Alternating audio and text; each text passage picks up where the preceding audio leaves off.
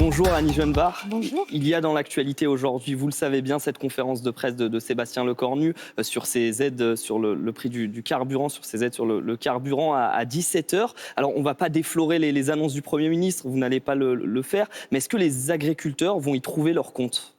Mais écoutez, les agriculteurs sont concernés évidemment par les mesures que le gouvernement a déployées pour venir au chevet des professions les plus exposées à la hausse du carburant et pour ce qui concerne les agriculteurs, à la hausse des engrais.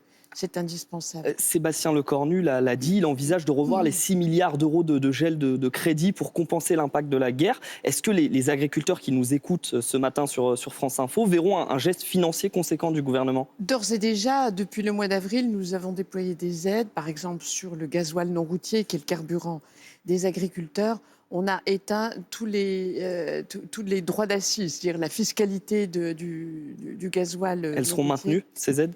Elles seront maintenues, mais si vous le permettez, je vais laisser le Premier ministre faire ses annonces. Moi, je serai à l'Assemblée nationale au banc, je ne serai donc pas aux côtés du Premier ministre au moment de ses annonces, mais nous avons fait très régulièrement des réunions, nous faisons régulièrement des réunions pour déployer tout le panel des aides. Alors, c'est effectivement des aides financières, mais aussi des prêts structurels, des aides carburant, des reports de cotisations.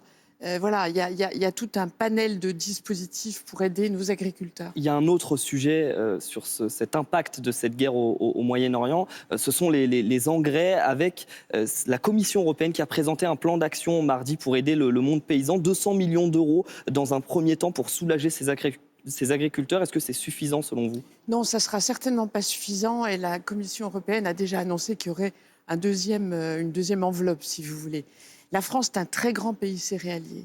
À nous seuls, nous sommes le premier pays producteur de céréales dans l'Union européenne. Près de 20% des céréales y sont produites, donc c'est considérable. Et les engrais, c'est indispensable pour produire des céréales en quantité et en qualité. Donc ce danger-là est très, très présent.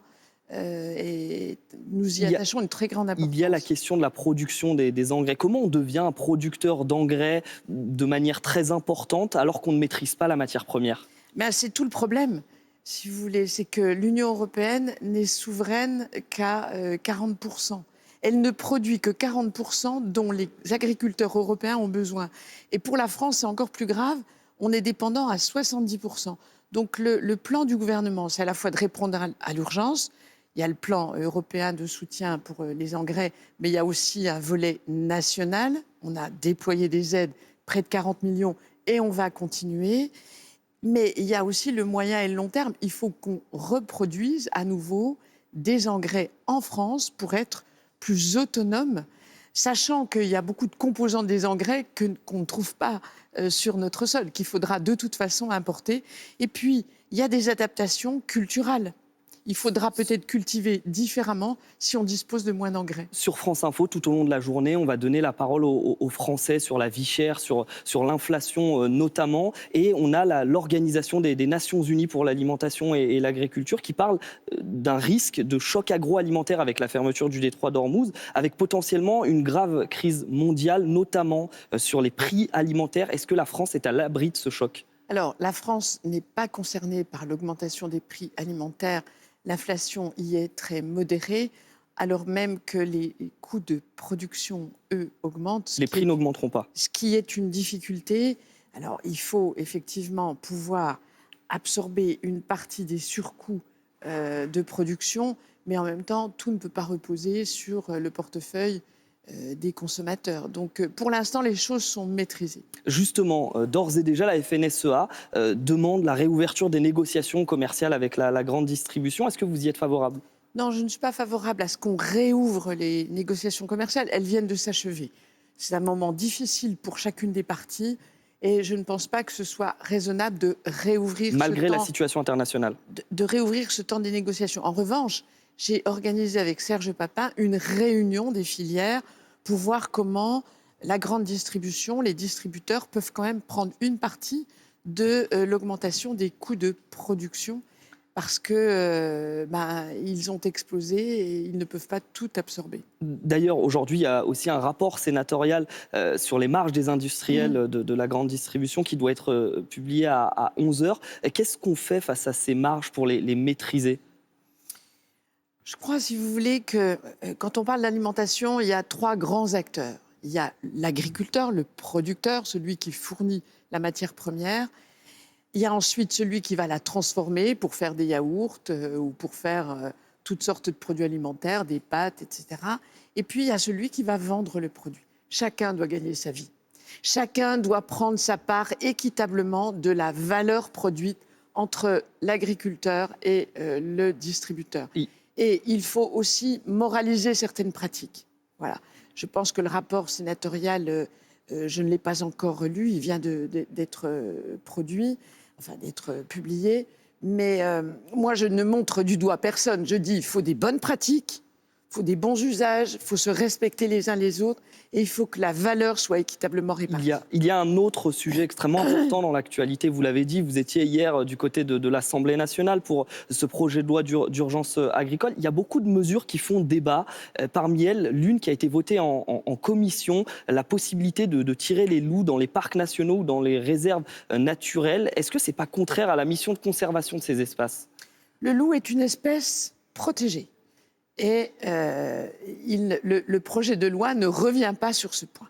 Simplement, moi, qui suis la ministre des Agriculteurs, des éleveurs, du pastoralisme, des bergers, je me dois de porter la voix de ces éleveurs qui sont désespérés lorsqu'ils arrivent le matin dans leur pâture de voir leurs bêtes égorgées. Donc il faut absolument que l'on entende la détresse des éleveurs. Mais vous êtes favorable à cet amendement? Alors, il y a des règles et il ne s'agit pas de transgresser les règles, il s'agit quand même d'adapter la gestion du loup à la réalité de ce qu'on appelle la prédation. Il y a eu 12 000 victimes l'an dernier. 12 000 victimes qui laissent les agriculteurs, les éleveurs dans la détresse absolue. Donc il faut pouvoir mieux gérer la présence du loup. Il y a des territoires où le loup est trop nombreux, trop agressif, trop violent à l'égard des troupeaux. Il faut pouvoir diminuer la pression. Alors, J'ai appelé hier un céréalier, on avance, j'ai appelé un céréalier hier que j'avais rencontré en reportage en 2024 lors de la crise agricole. Et il voulait vous interroger sur une chose. Il me dit, est-ce qu'on est certain que dans ce projet de loi d'urgence agricole, il y aura plus de contrôle des denrées qui sont importées et vendues en France? Parce que ça, c'est un sujet pour tous ces agriculteurs. Bien sûr, c'est une exigence normale. Ils veulent une concurrence loyale. Ils ne supportent pas qu'on leur impose des règles dont ceux qui importent leur production chez nous s'affranchissent. Les mêmes règles pour tout le monde. Une réciprocité des normes de production.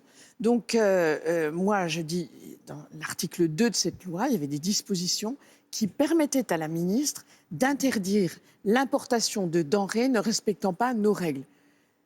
Un vote vraiment que je qualifierais de stupide, alliant le Rassemblement national et la France insoumise, m'empêche de faire cela, à annuler cette disposition, et tenez-vous bien, empêche aujourd'hui l'arrivée en France de denrées qui sont autorisées partout dans l'Union européenne. Annie Genevard, il nous reste très peu de temps. Guy Savoy, le grand chef isérois, va intégrer l'Académie des Beaux-Arts. C'est la première fois qu'un chef y est reçu. Est-ce que c'est une réparation à l'injustice faite à la gastronomie française ? Alors, la gastronomie française est reconnue en France et dans le monde entier, vous le savez. Et Guy Savoy est un personnage absolument magnifique qui honore la gastronomie et qui a toute sa place à l'Académie. J'en suis très heureuse. C'est la reconnaissance d'un métier qui est follement exigeant, mais qui contribue à magnifier les produits de notre belle agriculture française. Dernière question, Annie Genevard, il y a cette élection présidentielle, elle est dans toutes les bouches, sur nos antennes, on en parle beaucoup. Gabriel Attal devrait se porter candidat. Alors vous avez été suspendu des Républicains. Ce sera qui votre candidat pour l'élection présidentielle? Bruno Retailleau, Gabriel Attal? Moi, je suis toujours LR et ma famille. Et ma famille Donc politique, ce sera Bruno Retailleau. Et ma famille politique, elle le demeure. Moi, ce que je veux, c'est que ma famille politique pèse dans cette élection, soit en ayant un candidat que je soutiendrai, soit en pesant sur le projet pour redresser le pays. Merci beaucoup, Annie Genevard, ministre de Merci à vous. l'Agriculture.